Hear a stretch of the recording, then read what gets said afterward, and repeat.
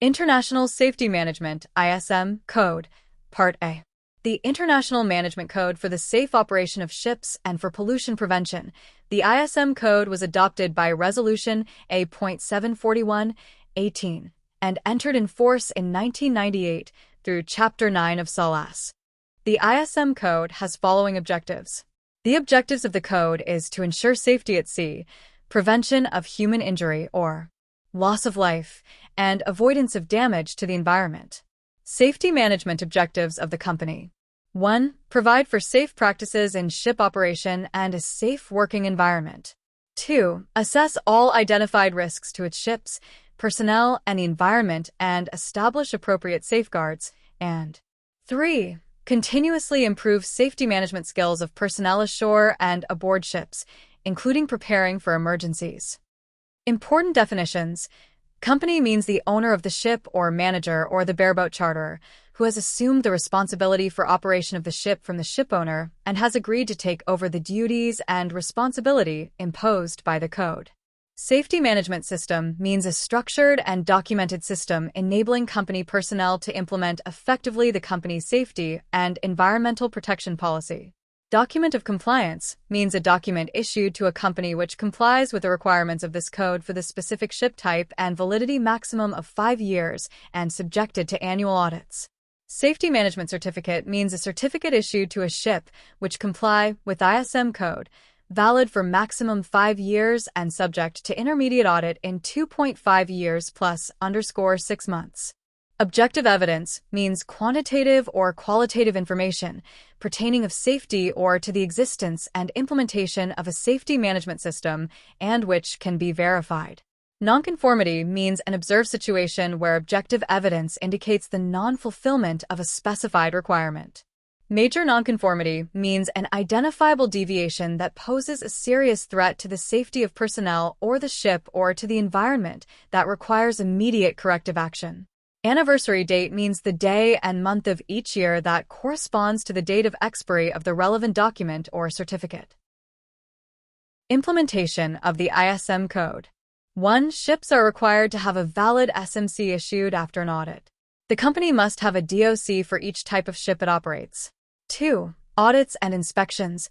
Regular audits are conducted to ensure continued compliance with the ISM Code. 3. The ISM Code encourages continuous improvement of the safety management system. Companies must regularly review and update their SMS to ensure its effectiveness. List of ISM Code chapters. 1. General. This chapter provides the general provisions and scope of the ISM Code. It outlines the objectives and application of the code, emphasizing the importance of safety management and pollution prevention. 2. Safety and Environmental Protection Policy. This chapter requires companies to establish a safety and environmental protection policy. The policy must include objectives and commitments to ensuring safety and preventing pollution. 3. Company responsibilities and authority. This chapter defines the responsibilities and authority of the company's management.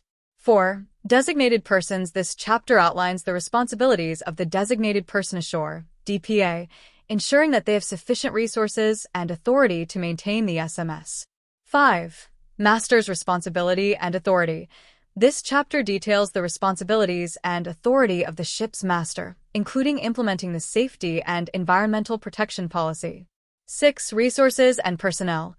This chapter emphasizes the importance of adequate resources and properly qualified and medically fit personnel and procedure for onboard training. 7. Shipboard operations. Chapter requires companies to develop plans and procedures for all shipboard operations. The various tasks should be defined and assigned to qualified personnel. 8. Emergency preparedness. This chapter mandates that companies identify potential emergency situations and establish procedures for responding to them effectively. 9. Reports and analysis of nonconformities, accidents, and hazardous occurrences. This chapter outlines the requirements for reporting and analyzing nonconformities. 10. Maintenance of the ship and equipment. This chapter requires companies to establish procedures for the maintenance of the ship and its equipment, ensuring they conform to relevant rules and regulations. 11. Documentation. the company to establish procedures to control all documents, and valid documents are available at all relevant locations. 12. Company verification, review, and evaluation. This chapter requires companies to regularly verify, review, and evaluate the effectiveness of the SMS and make necessary improvements. The management personnel responsible for the area involved. Part B, certification and verification. 13. Certification and periodical verification. 1. The ship should be operated by a company, which has been issued with a DOC. 2. The DOC should be issued by the administration by an RO. 3. The DOC is only valid for the ship types explicitly indicated in the document. For the validity of a DOC should be subject to annual verification within 3 months before or after the anniversary date. 5. The DOC will be withdrawn when the annual verification is not conducted or if there is evidence of major nonconformities. 6. All associated SMC or interim SMC should also be withdrawn if the document of compliance is withdrawn.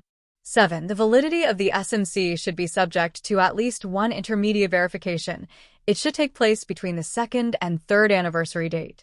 8. The SMC should be withdrawn when the intermediate verification is not requested or if there is evidence of major nonconformities with this code. 9. When the renewal verification is completed within 3 months before the expiry date of the existing DOC or SMC, the new DOC or the new SMC should be valid for a period not exceeding 5 years from the date of expiry of the existing DOC/SMC. 10. When the renewal verification is completed more than 3 months before the expiry date of the existing DOC or SMC, the new DOC or SMC should be valid from the date of completion of the renewal verification for a period not exceeding 5 years from the date of completion the renewal verification. 11. If the renewal verification is completed after the expiry date of the existing SMC, the new SMC should be valid from the date of completion of the renewal verification to a date not exceeding 5 years from the date of expiry of the existing SMC. 12. If a renewal verification has been completed and a new SMC cannot be issued or placed on board the ship before the expiry date of the existing certificate, the administration may endorse the existing certificate.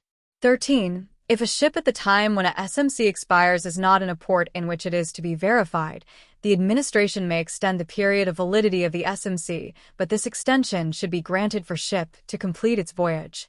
14. No safety management certificate should be extended for a period of longer than 3 months. 14. Interim certification. Interim DOC is issued to facilitate initial implementation of this code when the company is newly established or a new ship type is added. An interim SMC may be issued to new ships on delivery or when the company take over a ship. 15. Verification. Details on implementation of ISM Code is provided in IMO Resolution A.1071/28. 1. Initial audit.